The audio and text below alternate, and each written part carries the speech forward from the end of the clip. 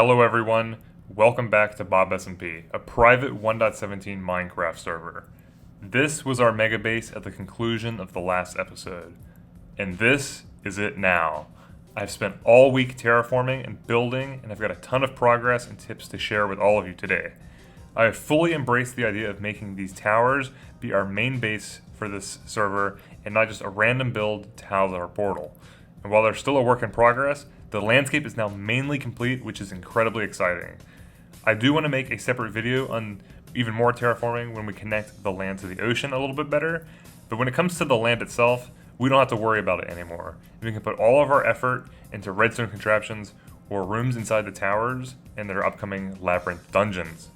The format of a typical Minecraft Let's Play episode usually consists of build brainstorming, progress updates like check-ins, and then a time lapse of the building process.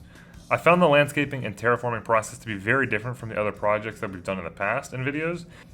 We did not build a structure, but placed blocks to be entirely complementary to a singular building. The thing was mega in scale, but relatively simple in terms of these block placements. Yet despite that simplicity, it took a week to detail and decorate. For these reasons, I've got a different kind of episode for you all where I'll address important questions that I asked myself during the terraforming process, and questions that you might ask yourself in a similar project.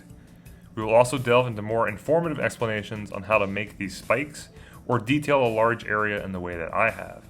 So let's get into it. First and foremost, what on earth are we building here on the server? You might be wondering, it looks like the nether was brought straight into the overworld, and that was one of my goals. The idea of the nether as a hell dimension is very interesting from a general Minecraft lore perspective, and in my headcanon, I would assume that its corruption would leak out of the portals into the overworld. This is something that we see with the ruined portal structures added in 1.16.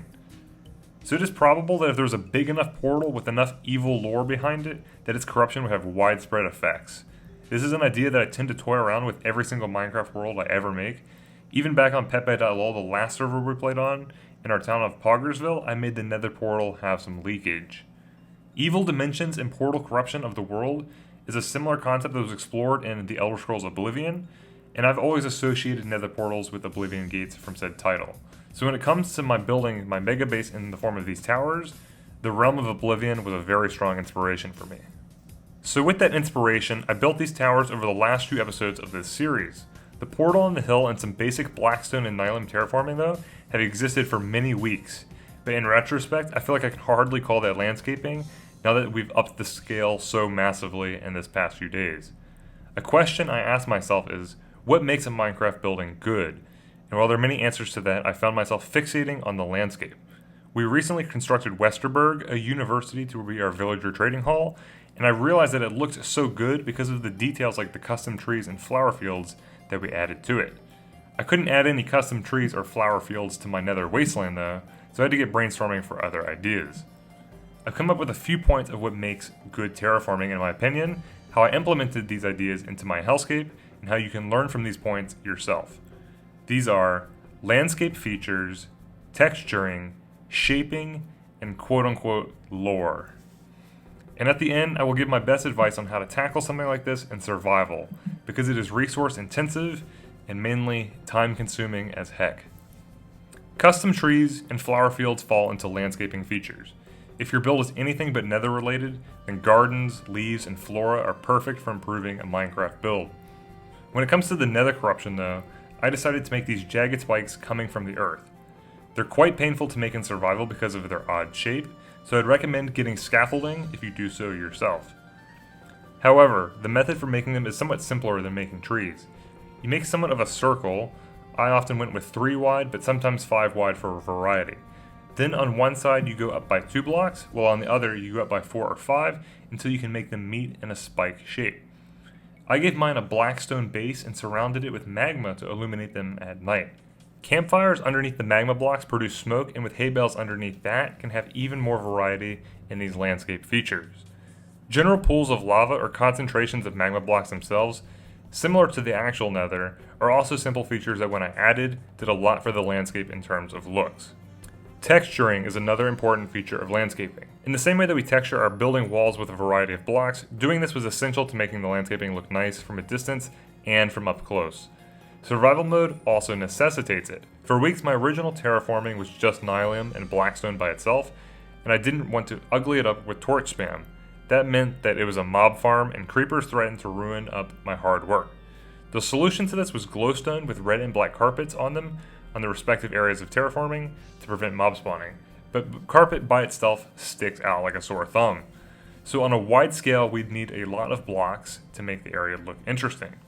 In my nether corruption, I chose red nether wart blocks, crimson roots and their respective fungi, as well as black concrete powder and blackstone pressure plates.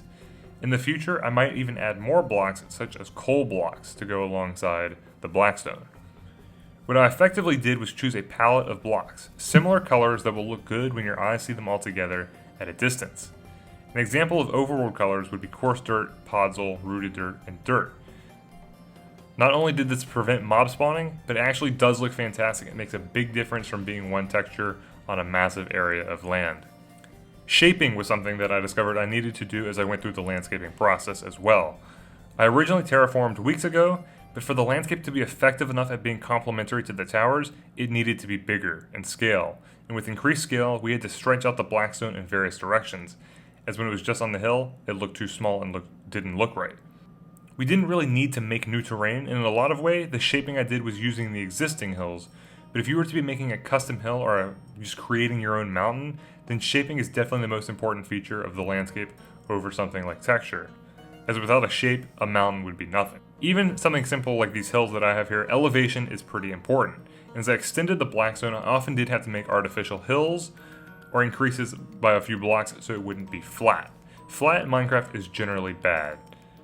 Under shaping, I would also discuss the wall that I've constructed.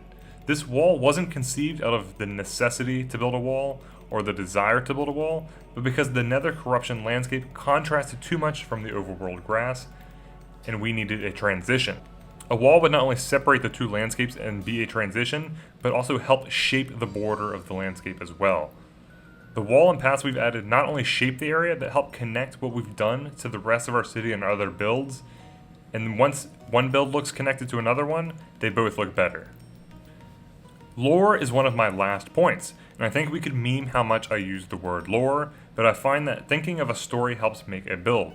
If the lore is conveyed by the building itself, that is ideal and great, but even if not, just knowing it could change how you interpret the building. I've got a bunch of lore for my builds that I will share in future videos specific to them. The main lore of this area though is that these nether/goat towers appeared like how Oblivion gates appear, and slowly began corrupting the overworld landscape. I envisioned the blackstone as the areas that have been there the longest. The igneous rock has solidified, while the nylium is fresher or more recent areas of corruption, and it's like the overworld bleeding out its innocence. The blackstone spikes coming from the earth are smoking and surrounded by magma because they are physically hot to the touch. I would imagine that this area is just as sweaty and hot as the nether would be. So those are all of my points for terraforming. Let me know which one you think is the most important in your opinion. And I know that y'all can comment. Y'all all had an opinion on the glow squid, so bring out those exciting voices more often. I love to hear them from each and every one of you all. For the survival let's play aspect of the terraforming process, all I can say is that I'm thankful that blackstone is infinitely renewable and farmable. When I originally terraformed, I hand mined multiple shulkers of the stuff, and I did the same for the materials for the tower. Since then, I've set up a piglin bartering station where we can turn the gold from our gold farm into resources. Piglins give blackstone, so basically by AFKing gold and AFKing piglins, I can get shulkers worth of blackstone without having to mine. This is a big time saver, and I'm glad I don't have to mine all of the blackstone myself. If you are terraforming on a large scale, definitely look into some technical things that you do to get the resources you need to make the process a lot faster. So what is next for us on the server? I want to continue to go hard on this area and truly make it a functional and aesthetic mega base for the ages. Carving out a massive area underneath it for bulk storage and for redstone contraptions is now one of my main priorities, not just as a goal, but out of survival necessity, because we do have so many items, and for the kind of things we're building, we need a lot of items to store and to collect. We captured an evoker a while back to be the high priest of our goat cult, and moving him into a tower is coming up really soon. I'm really excited about it. More terraforming is sadly on the horizon, but I'm going to take a little break because we do need to transition into the ocean better, and I'm thinking basalt crags in the line of a basalt delta would look great for that. And of course, we will continue to fancy up and expand Westerberg and New Pog City. I've done a little bit of between terraforming, such as adding this cartographer trading hall so we can get banners from them, as well as planning out future building areas around the Pit of Sacrifices and things like that. But overall, it's all been landscaping this week, so I'm really glad that it's pretty much done. I've been Morton's Castle here on the BobSMP. See if you can hit the subscribe button before this Endermite sacrifice falls into the void.